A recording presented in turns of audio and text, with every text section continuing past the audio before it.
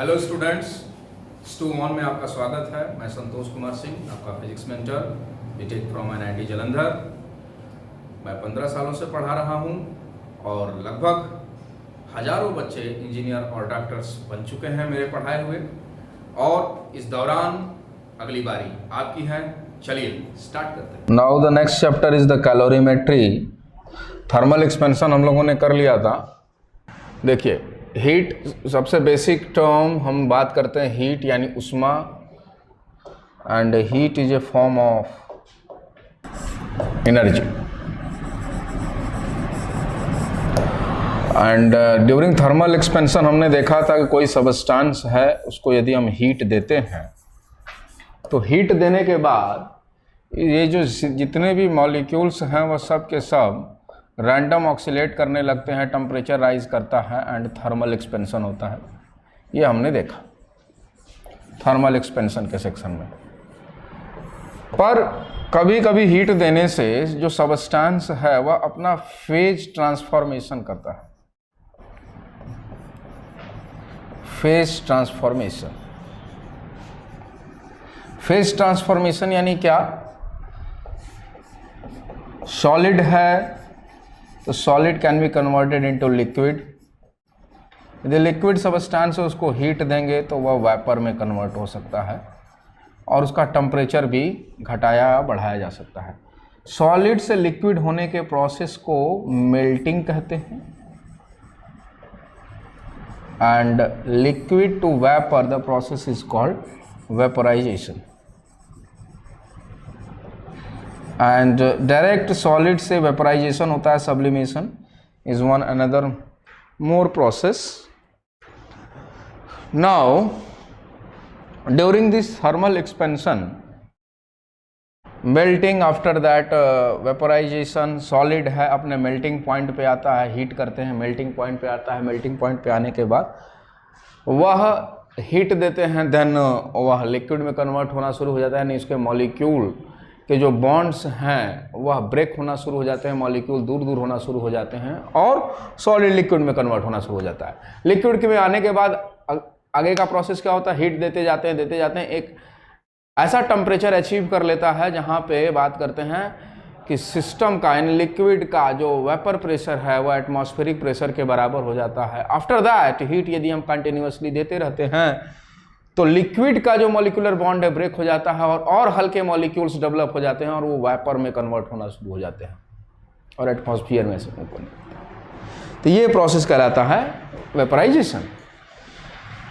अच्छा, तो यहाँ पे ये जो थर्मल एक्सपेंशन वाला सेक्शन है जहाँ पे डायमेंशनल चेंज आता था वो डिस्कस कर लिए थे। अब another phase of the heat during the heat given to the system which is under the section of phase transformation, and the whole the term is studied under the section of calorimetry.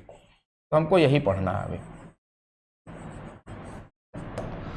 Okay, now यदि यही substance है, देखिए यदि इसको हमने कहा late से Q amount of, अब हम इसका एनालिसिस करते हैं। Q अमाउंट ऑफ हीट देते हैं तो इसका टेम्परेचर डेल्टा थीटा या डेल्टा टी से बढ़ जाता है। इसका मास m है। यदि मास ज़्यादा करेंगे तो सेम डेल्टा टी के लिए मास की वैल्यू बढ़ानी पड़ेगी। ध्यान दीजिए, मास यदि सेम करें तो सेम डेल्टा थीटा या डेल्टा टी के लिए क्यू की वैल्यू बढ़ानी पड़ेगी, क्योंकि कम मास रहेगा तो कम हीट में ही राइज इन टेम्परेचर ज़्यादा या कम हो जाएगा। तो Q directly proportional to delta theta, जितना ज़्यादा हीट देंगे उतना ज़्यादा टेम्परेचर बढ़ेगा। Q also proportional to mass and both of the proportionality we combine, Q is equal to ms delta theta.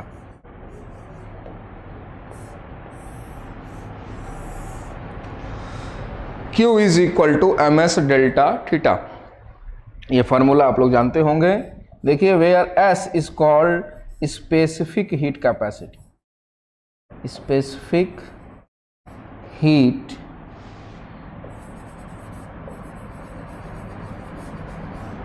Capacity, इसको स्पेसिफिक हीट कैपेसिटी कहते हैं।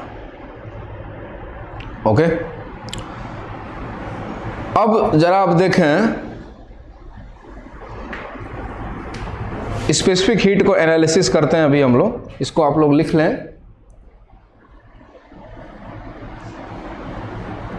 Okay. Specific heat capacity, चूंकि हमने पढ़ा Q is equal to ms delta theta, यदि S is equal to लिखें तो क्या लिखेंगे, Q by m delta theta.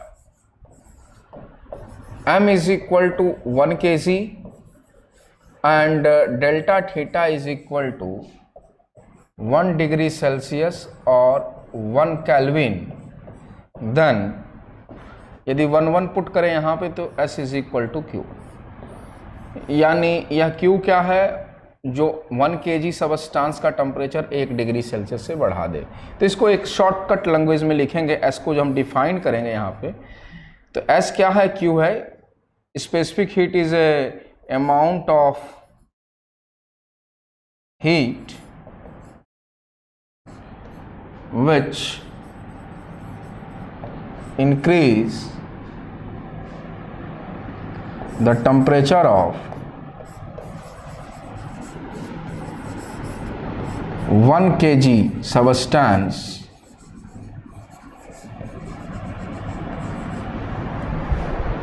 by 1 degree Celsius. 1 degree Celsius से टेम्परेचर को बढ़ा देगा, है ना। तो अब जरा देखें आप कि 1 डिग्री सेल्सियस से टेम्परेचर को बढ़ाने के लिए, तो यहाँ पे केजी पे भी ना करके हम ग्राम पे भी डिफाइन कर सकते हैं।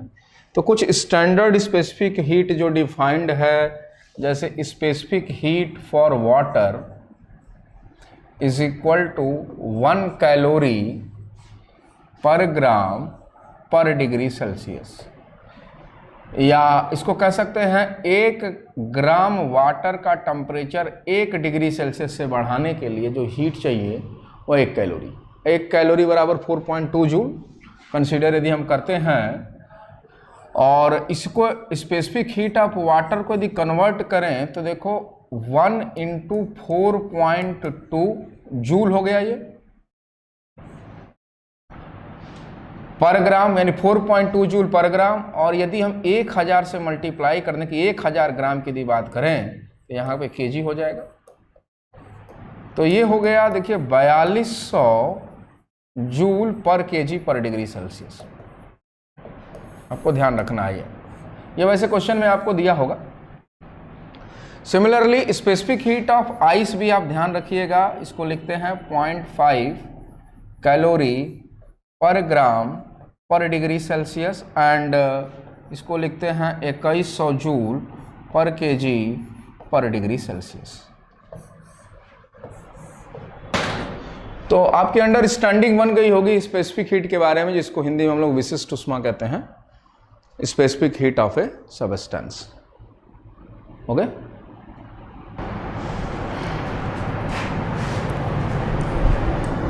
The next term is the heat capacity.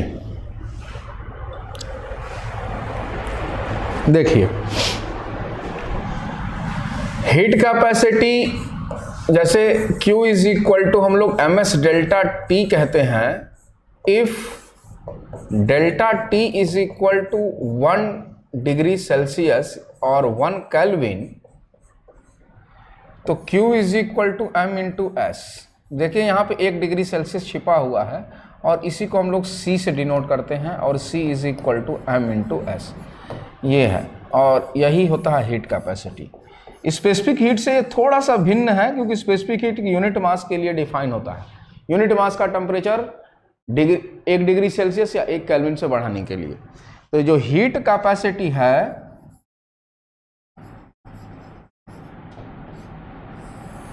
Heat capacity वह दिए हुए मास का टेम्परेचर 1 डिग्री सेल्सियस से बढ़ाने के लिए, गिवन मास। यदि मास यदि हम चेंज कर दें तो स्पेसिफिक हीट की वैल्यू चेंज हो जाएगी। ओके, यदि इसके यूनिट की यदि हम बात करें हीट कैपेसिटी के, तो देखिए यह C है, तो जूल डिवाइड बाय टेम्परेचर, यानी जूल पर डिग्री सेल्सियस या पर केल्विन कह सकते हैं, या कैलोरी पर केल्विन या पर डिग्री सेल्सियस, ये रहा इसका यूनिट। तो हीट कैपेसिटी क्या है कि दिए हुए mass for the given mass का टेम्परेचर 1 डिग्री सेल्सियस से बढ़ाने के लिए जो हीट चाहिए उसे हीट कैपेसिटी की, यानी heat capacity is equal to mass into specific heat. And the one more important thing which is the water equivalent of a substance, कुछ टेक्निकल टर्म्स जरा उसको समझ लो। वाटर इक्विवेलेंट क्या होता है, जैसे इसका अंडरस्टैंडिंग बनाई, जैसे ये कोई सबस्टेंस है जिसका मास ms ले लिया, इसका स्पेसिफिक हीट SS है। S stand for small s stand for substance. इसको हमने Q अमाउंट ऑफ हीट दिया तो इसका टेम्परेचर डेल्टा थीटा से बढ़ गया, तो यहां से हम लोग लिखेंगे Q is equal to mass of substance specific heat of substance into delta theta. अब हम चाहते हैं कि सबस्टेंस का सारा फिजिकल जो पैरामीटर्स है वह सेम वैसा ही रहे, पर इस सबस्टेंस का वाटर से रिप्लेस कर दिया जाए और इसकी ऑल जो हीट की प्रॉपर्टी है जैसे इसमें अप्लाई हो रही है वैसे दूसरे में भी अप्लाई हो। तो इसको यदि हम वाटर से रिप्लेस करिए, समझिए कि ये वाटर है और यह जो पॉट है उसको कैलोरीमीटर हम कहते हैं। कैलोरीमेट्री जो चैप्टर का नाम पढ़ा हुआ एक पॉट है, एक बर्तन का नाम है, इसको बोलते हैं कैलोरीमीटर, ठीक है ना। तो देखिए अब इसको हम चाहते हैं कि यह सबस्टेंस रिप्लेस कर दिया जाए पानी से, या तो इसको भी हम Q अमाउंट ऑफ हीट दें जिसका स्पेसिफिक हीट ऑफ वाटर तो फिक्स है, जो हम लोगों ने अभी देखा 42 जूल पर केजी पर डिग्री सेल्सियस, और इसका भी टेम्परेचर सेम, जितना यदि 4 डिग्री सेल्सियस से बढ़ा दिया, अभी 4 डिग्री सेल्सियस से बढ़े, डेल्टा थीटा की जो वैल्यू इसकी हो वही वैल्यू इसकी भी हो। तो जो अमाउंट ऑफ वाटर के ज्यादा अमाउंट ले लेंगे तो सेम हीट के लिए सेम डेल्टा थीटा नहीं होगा। तो जो MW जो डिसाइड होगा या जो MW बनकर आएगा वही इस सबस्टेंस का वाटर इक्विवेलेंट या जल समतुल्यता कहलाता है। तो देखिए, तो इसके लिए भी हम लोग लिख सकते हैं Q is equal to MW SW into delta theta. This one is the equation number 2 और ये है equation number 1 from equation number 1 and 2 MS SS delta theta is equal to MW SW delta theta get cancel out. और देखिए यहां से M into S heat capacity होता है, तो सबस्टेंस का heat capacity is equal to water का heat capacity बराबर हो गया, यही कंडीशन बना। और जहां पे MW देखिए, MW इज इक्वल टू क्या बना, MW is equal to MS SS by SW।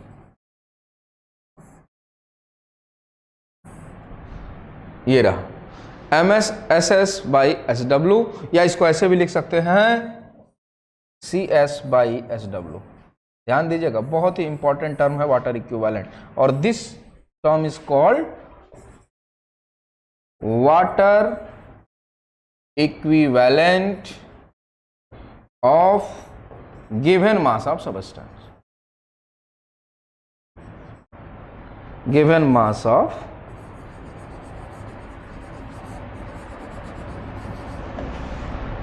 Of substance, यानी क्या, ये सबस्टेंस की बात होगी, इस दिए हुए सबस्टेंस के मास के लिए। यदि मास चेंज करेंगे तो MW चेंज हो जाएगा। आइए इस पे बेस्ड छोटे छोटे स्मॉल क्वेश्चन करते हैं। यदि मैं कहूं how much heat require to increase the temperature of 200 gram water from 20 degree Celsius to 80 degree Celsius, जल्दी से बताइए। तो Q is equal to MS delta theta, M is equal to, यदि हम ग्राम में ही पुट करें तो 200 ग्राम, स्पेसिफिक हीट ग्राम के लिए 1 कैलोरी पर ग्राम, ध्यान दीजिएगा आंसर कैलोरी में आएगा। Delta theta is 60, that is equal to 6 2 जा 12,000 कैलोरी, और यदि 4.2 से मल्टीप्लाई कर देंगे तो यह आंसर आपका जूल में आ जाएगा। Okay okay. यदि मैं बात करूं, एक मिनट और, यदि मैं क्वेश्चन को ऐसे दूं, इसकी जगह देखिए, how much rise in temperature of a substance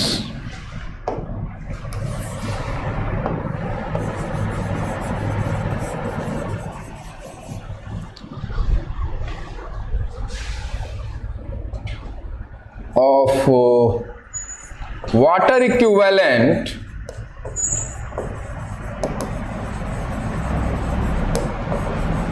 is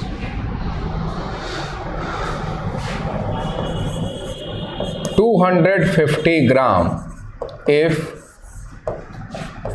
18,000 calorie heat supply to it। कीजिए तो,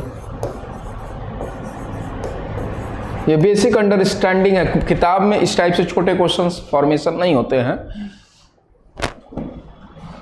कीजिए तो, how much rise in temperature of a substance of water equivalent is 250 gram if 18,000 calorie heat supply to it. Rise in temperature बताइए, 72 degree Celsius. देखिए, आइए देखते हैं solution part. Q is equal to ms delta theta, m is equal to, देखिए हमें नहीं पता, m substance का नहीं दिया है, पर डेल्टा थीटा अभी हमें निकालना है। Q दिया है 1800, ms नहीं दिया है। ms कहाँ से निकालें? तो वाटर इक्विवेलेंट के लिए mass of substance specific heat of substance is equal to mass of water specific heat of water. ये प्रॉपर्टी होता है वाटर इक्विवेलेंट, यदि दिया हुआ है तो m into S is equal to mass of water is 250 into 1 calorie per gram पर degree Celsius. जैसा मास का यूनिट वैसा ही स्पेसिफिक हीट को भी उसी को ध्यान में रखते हुए पुट करेंगे हम लोग। तो 250 गुणे 1, तो यहाँ पे पुट करते हैं 250 into 1 into delta theta is, हमको निकालना है, have to calculate it. Delta theta is equal to 0, देखिए कैंसिल आउट हो गया, और 18,000 है, सॉरी 18,000, तो 1800 बचा डिवाइड बाई 25, और बहुत आसान सा कैलकुलेशन होगा ये 72 आएगा। ठीक है, very good, 72 degree Celsius. Okay, आपकी अंडरस्टैंडिंग बन गई होगी वाटर इक्विवेलेंट और Q is equal to ms delta theta basic फार्मूले पे। आइए अब हम लोग बात करते हैं phase transformation solid to liquid. यदि कोई सॉलिड है तो जब उसको हम हीट देते हैं तो इसके मॉलिक्यूल रैंडम मोशन करने लगते हैं, किसी भी डायरेक्शन में रहना, और एक दूसरे से टकराते भी हैं। तो टकराते हैं तो कोलिजन फोर्स लगता है, और जितना हीट देते जाएंगे टेम्परेचर बढ़ता जाएगा, और जिस टेम्परेचर पर जाकर, ध्यान दीजिए, जिस टेम्परेचर पे जाकर force due to collision is equal to force cohesive, ध्यान दीजिएगा टर्म लिख रहा हूं, cohesive force, COH। Cohesive force यानी ऐसा फोर्स जो मॉलिक्यूल को बांध कर रखा, intermolecular attraction force, attractive force to binding force, ठीक है, उसको जो बाइंड करके रखा हुआ है। और कोलिजन क्यों डेवलप होगा? या ड्यू टू हीट, डेवलप होगा, जो उसको तोड़ने का काम करेगा, दूर दूर करेगा, और यह इसका इंटरनल प्रॉपर्टी, इंटरनल फोर्स इसको कह सकते हैं। Cohesive force is the its internal force to be solid. अच्छा, यानी जिस टेम्परेचर पर जाकर force due to collision cohesive force पे हो जाता है, that temperature is called melting point. ऐसा नहीं कहेंगे कि जिस टेम्परेचर पर मेल्ट होने लगता है, जिस टेम्परेचर पर मेल्ट होने से एक कहानी और बताएंगे आप कि cohesive force due to collision के बराबर हो गया, that temperature is called melting point temperature. Melting point temperature. इसी टेम्परेचर को मेल्टिंग पॉइंट कहते हैं। अब आप ऐसा समझिए कि जैसे आइस है, आइस का हम एग्जांपल लें तो आइस का जो मेल्टिंग पॉइंट टेम्परेचर है सॉरी 0 डिग्री सेल्सियस, यानी 0 डिग्री सेल्सियस पे आइस आता है तब वो मेल्ट करना शुरू करता है, और 0 डिग्री सेल्सियस पे आइस भी होता है। अब यदि आइस का टेम्परेचर मान लीजिए -10 डिग्री सेल्सियस है तो इसको पहले हमें हीट देना होगा, और हीट देकर 10 डिग्री सेल्सियस इसका टेम्परेचर 0 पे बनाएंगे तब मेल्ट करेगा। और मेल्टिंग तुरंत नहीं होगी, ऐसा नहीं कि मेल्ट करते फिर टेम्परेचर नहीं बढ़ेगा, पहले पूरा का पूरा प्रोसेस मेल्टिंग होगा। देखिए आइस एक एग्जाम्पल है पर सबके लिए यह फॉलो होगा। तो पहले वह कोई भी सॉलिड सबस्टेंस को उसके मेल्टिंग पॉइंट पर लेके आते हैं जहां पे स्पेसिफिक हीट का यूज होगा। ध्यान दीजिएगा एस का मेल्टिंग, जब अपने मेल्टिंग पॉइंट पे आ गया फिर मेल्टिंग होगा, और मेल्टिंग होते होते टेम्परेचर राइज नहीं होता है, और फिर जब हीट देंगे आफ्टर दैट, यदि हीटिंग प्रोसेस कंटिन्यू रहेगा तब राइज इन टेम्परेचर होगा। तो यहां पे राइज इन टेम्परेचर, यहां पे जो मेल्टिंग हो रहा है इस दौरान भी हीटिंग हो रहा है पर टेम्परेचर राइज नहीं होता है, यानी यहां पे जो एनर्जी दी जाती है वह बॉन्ड ब्रेक करती है। This energy involve to bond break, यह मॉलिक्यूल के बॉन्ड को ब्रेक करना शुरू करेगा, क्योंकि यहीं पे टीएम अचीव करते ही वह कोहेसिव फोर्स कोलिजन फोर्स के बराबर हो गया। अब हीट देंगे कोलिजन फोर्स एक्स्ट्रा हो जाएगा और बॉन्ड को ब्रेक करना शुरू कर देगा, यानी एनर्जी देते रहेंगे तो मेल्टिंग पॉइंट के बाद बॉन्ड ब्रेक होता है और सॉलिड मॉलिक्यूल दूर दूर होना शुरू हो जाते हैं और वह लिक्विड में कन्वर्ट होना शुरू हो जाते हैं। इसीलिए यहां पे जो हीट यूज होता है उसको बोलते हैं latent heat of fusion. Latent heat of fusion, जिसको हम लोग गुप्त उष्मा कहते हैं हिंदी में। क्या डिफाइन होता है? Amount of heat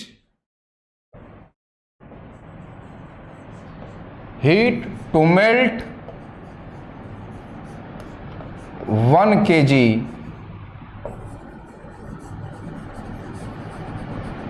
substance by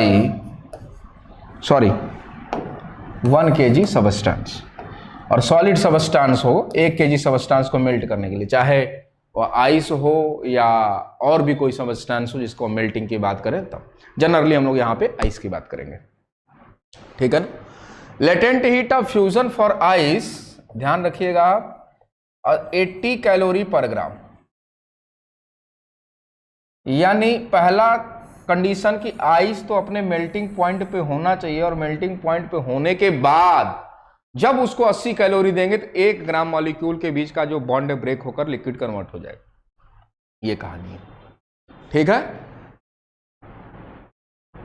तो ये रहा latent heat of fusion, phase transformation from solid to liquid.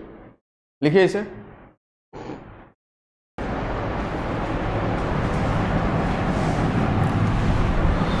तो लेटेंट हीट ऑफ फ्यूजन हम लोगों ने देख लिया, LF is equal to 80 calorie per gram, और यदि हम इसको जूल पर केजी में कन्वर्ट करना चाहें तो 80 इंटू 4.2, पहले जूल में कन्वर्ट हो गया, और ग्राम को केजी में तो 1000 केजी के लिए मल्टीप्लाई करना पड़ेगा। अब यूनिट हो गया आपका जूल पर केजी।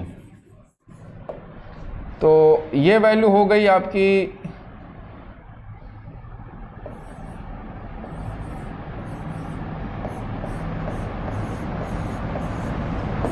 3.36 इंटू 10⁵ जूल पर KG, the latent heat of fusion.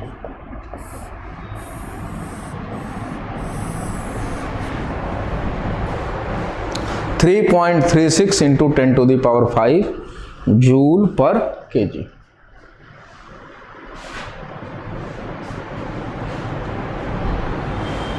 Cohesive force देखो, दिव्यांशु ने पूछा फोर्स ऑफ कोलिजन। देखो फोर्स ऑफ कोलिजन क्या होगा, जब हीटिंग देंगे तो मॉलिक्यूल वाइब्रेट करना शुरू करेंगे, ऐसे ऐसे एक दूसरे से टकराएंगे आसपास, ठीक है, वाइब्रेशन आएगी, वो हो गया फोर्स ऑफ कोलिजन। एक दूसरे टकरा के ऐसे टकरा कर दूर करना, एक मॉलिक्यूल जब टकराएगा दूसरे को पुश करेगा तो वो कोलिजन फोर्स हो गया। कोहेसिव फोर्स के बारे में जैसे इंटरमॉलिक्यूलर फोर्स होता है, तो इंटीग्रेटेड टर्म होता है, सेम टाइप ऑफ मॉलिक्यूल में जो फोर्स लगता है उसे कोहेसिव फोर्स कहते हैं, और डिफरेंट टाइप ऑफ मॉलिक्यूल में जो अट्रैक्टिव फोर्स या जो भी टाइप का फोर्स लगेगा उसे एडहेसिव कैटेगरी देते हैं। तो कोहेसिव फोर्स यानी यहाँ पे जो मॉलिक्यूल या सॉलिड है और सिमिलर टाइप के मॉलिक्यूल्स हैं तो उनके इंटरमॉलिक्यूलर अट्रैक्शन जितनी भी, चाहे कोवलेंट बॉन्ड हो, what ever the bond type का फोर्सेज हो, उसको एक नाम दिया जा रहा है जिसका नाम है कोहेसिव फोर्स, ठीक है। और force due to collision develop only when heat is given to the solid. Now the question is how much heat require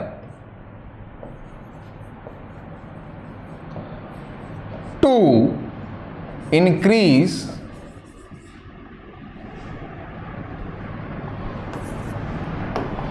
to convert 2 kg ice at minus 10 degrees Celsius into 100 degrees Celsius of water। कीजिए, calorie में answer दीजिएगा। चलिए 20 kg नहीं, हम इसको थोड़ा कम कर देते हैं, 20 ग्राम कर देते हैं। ओके, करिए। Okay, first of all ice have to achieve its melting point temperature which is 0 degree Celsius, तो Q is equal to ms, rise in temperature तो Q is equal to ms delta theta। ध्यान दीजिए, mass 20 gram, specific heat of ice is 0.5 into delta theta is 10 is equal to 5 into 10 which is 20, 100 calorie. 100 calorie require होगा उसको 0 degree Celsius में लाने के लिए। अब हीट देंगे तो अब मेल्टिंग होगा, QM, M stand for melting, mass of ice into latent heat of fusion, क्योंकि इसमें राइज इन टेम्परेचर नहीं होता है। तो देखिए मास इज 20, 1 ग्राम को मेल्ट करने के लिए 80 कैलोरी, 80 से मल्टीप्लाई कर देंगे, 8 2 जा 16, 1600 calorie. All over requirement for this process up to conversion of the ice into water at temperature 0 degree Celsius which is 1700 calorie. After that we have to achieve 100 degrees Celsius of water. After now further heat supply, let's say this one is the Q1, this one is Q2 and this one is Q3, और यह water phase में आ गया। मास of water into specific heat into delta theta. Mass of water is again same, क्योंकि मास में तो कोई change नहीं होगा। Specific heat is 1 into delta theta is 100 which is 2000 calorie, and total amount of heat is Q1 plus Q2 plus Q3 is equal to 1700, और ये हो गया आपका 3700 कैलोरी, 3700 कैलोरी हीट रिक्वायर्ड होगा। नाउ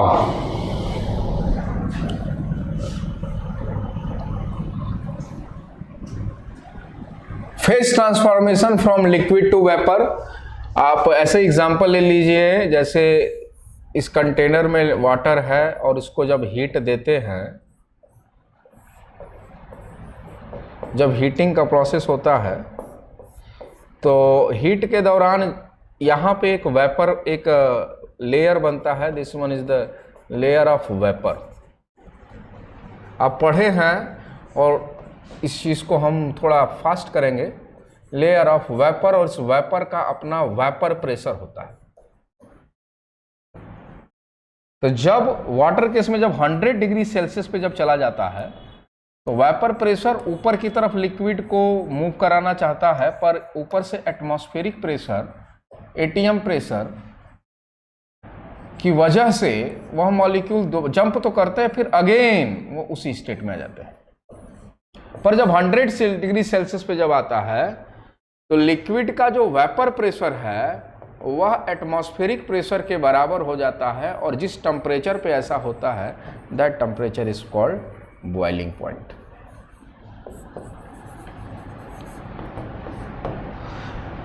अब ध्यान रखिए, यदि ओपन एटमॉस्फेयर में यदि हीटिंग हो रहा है तब, यदि एटमॉस्फेयर ओपन ना हो, यदि क्लोज्ड हो तो बॉइलिंग फास्ट हो जाएगा, यानी बहुत कम टेम्परेचर पे ही बहुत जल्दी बॉइलिंग गेन कर लेगा, क्योंकि वहाँ पे एटमॉस्फेरिक दबाव बहुत कम है, तो बहुत फास्ट कम ही टेम्परेचर पे वो गेन कर लेगा, नहीं कम ही हीट पे बॉइलिंग होना शुरू हो जाएगा। तो यानी बॉइलिंग पॉइंट या बॉइलिंग पॉइंट का होना एक रिलेटिव फिनोमिना है, यानी वो उसके सराउंडिंग कंडीशन पर डिपेंड करता है कि कैसे उसको हीटिंग किया जा रहा है। अब 100 डिग्री सेल्सियस पहुंचने पे ये वाटर का तो बॉइलिंग पॉइंट रहा, हर एक लिक्विड का अपना अपना बॉइलिंग पॉइंट अलग अलग होता है। तो अब बॉइलिंग पॉइंट में पहुंचने के बाद अब हीट देंगे तो ऐसा नहीं कि अब वाटर का टेम्परेचर 101 डिग्री सेल्सियस हो जाएगा, ऐसा नहीं होगा। तो वाटर का जो बॉइलिंग पॉइंट है BP is the 100 degree Celsius, इसके बाद हीट देंगे तो वह वेपर में कन्वर्ट होना शुरू हो जाता है, और इस प्रोसेस को वेपराइजेशन कहते हैं। और जो हीट यूज होता है सेम यहां पे लेटेंट हीट ऑफ वेपराइजेशन कहते हैं।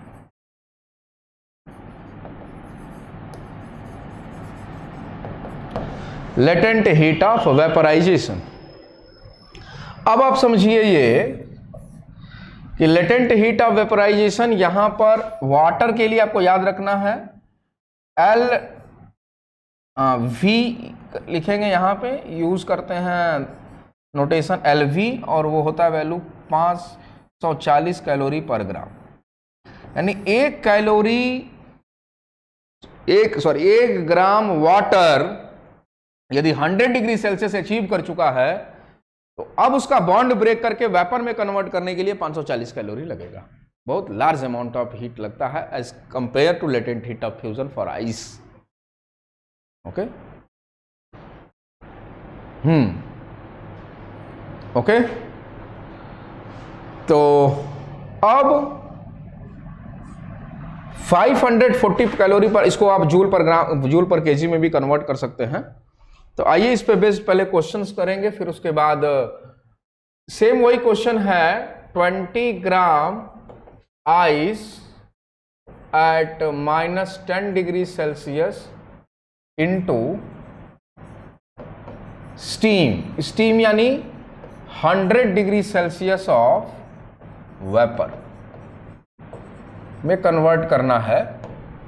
कीजिए तो कितना हीट रिक्वायर होगा, how much heat required for this process. 20 gram ice अभी -10 degree Celsius into steam. Okay, तो फर्स्ट ऑफ ऑल आइस को 0 डिग्री सेल्सियस ऑफ आइस में कन्वर्ट करेंगे, फिर 0 डिग्री सेल्सियस ऑफ वाटर में कन्वर्ट करेंगे, फिर 100 डिग्री सेल्सियस ऑफ वाटर में कन्वर्ट करेंगे, और फिर उसके बाद स्टीम में कन्वर्जन होगा। यानी इस प्रोसेस में जो हीट लगा Q1, इस प्रोसेस में जो हीट लगा वह Q2, इस प्रोसेस में जो हीट लगा वह Q3।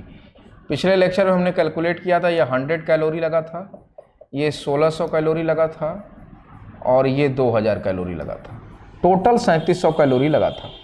इस प्रोसेस में Q4 एक्स्ट्रा जिसको हमने अभी कैलकुलेट नहीं किया, आपको कैलकुलेट करना पड़ेगा। तो देखिए, तो mass into latent heat of vaporisation, तो मास इज 20 इंटू 540, 2 0 और ये हो गया 8 और ये 10,400 800 कैलोरी।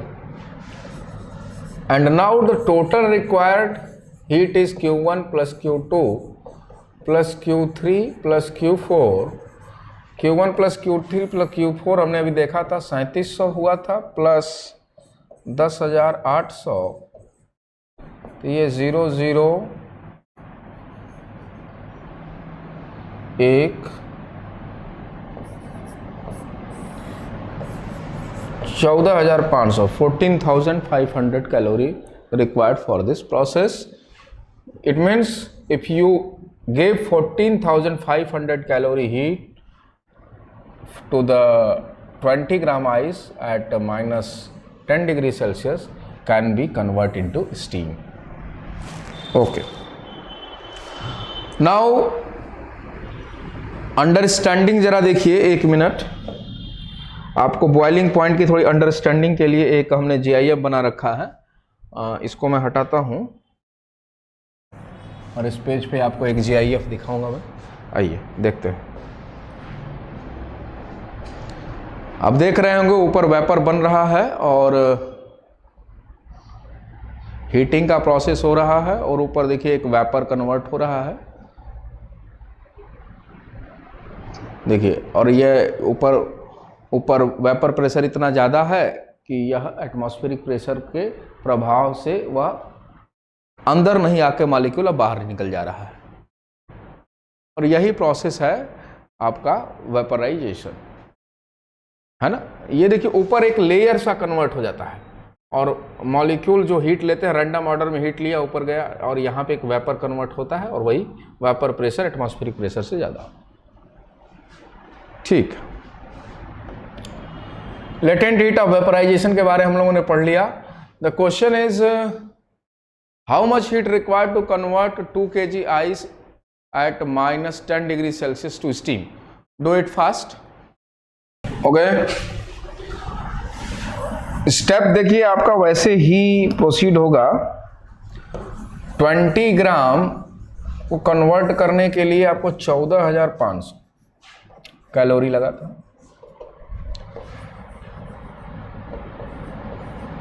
टू 2000 के लिए मल्टीप्लाई हो जाएगा, और 1 2 3 2 kg 2000। ओके, 2000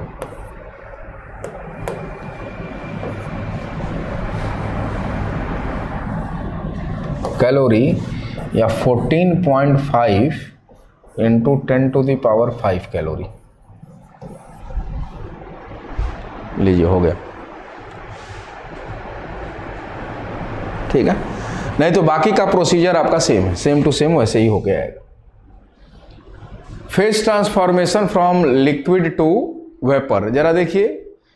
आपको एक GIF ये भी बना कर रखा है मैंने कि लिक्विड से वेपर वाला जो फेज है वो कैसे होता है। देखिए, एक तो हमने ग्लास वाला दिखाया था, ये देखिए जो मॉलिक्यूल्स हमें एटमॉस्फेरिक प्रेशर की वजह से, यह देखिए दोबारा फिर इसी में रिटर्न आ जा रहे हैं। ये वाटर है, और ये इसका ये जो वेपर प्रेशर जो बन गया है, तो वेपर प्रेशर का एक लेयर है।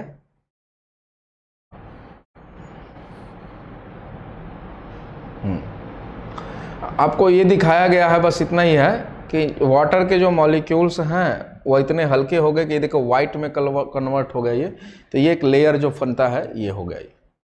ठीक है, और ये इसका एक अपना वेपर प्रेशर है। आफ्टर दैट हीट देते रहते हैं तो एटमॉस्फेयर के दबाव में नहीं आता, एटमॉस्फेरिक प्रेशर से, और अगेन उसको ओवरराइड करके ये बाहर निकल जाता है।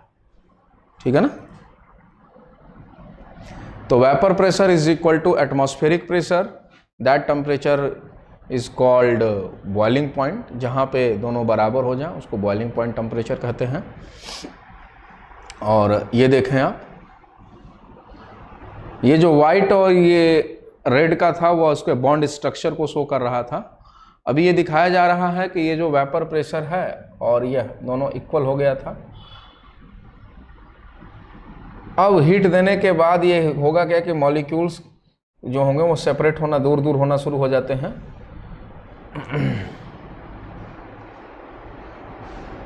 ठीक है, अगेन वही चीज़ें ये रिपीट कर रहा है। तो अभी तक के लिए, अब इसमें डिफरेंट टाइप ऑफ क्वेश्चंस और बनेंगे। कैसे होंगे कि दो कंटेनर में वाटर है, एक का टेम्परेचर अलग है, दूसरे का टेम्परेचर अलग है, दोनों को मिक्स कर देंगे तो इक्विलिब्रियम टेम्परेचर क्या होगा। वाटर है, आइस, इन दोनों को मिक्स कर देंगे तो क्या होगा। और mechanical conversion, mechanical energy converted into thermal energy पे बेस्ड क्वेश्चन होंगे, इसको आप लोग कीजिएगा, क्लास में हम लोग डिस्कस करेंगे। ओके, तो ये इतना ही थ्योरेटिकल पार्ट था और थोड़ा ग्राफ होगा, इसको हम लोग नेक्स्ट क्लास में डिस्कस करेंगे। Okay, thank you. On IS2ON study is always on.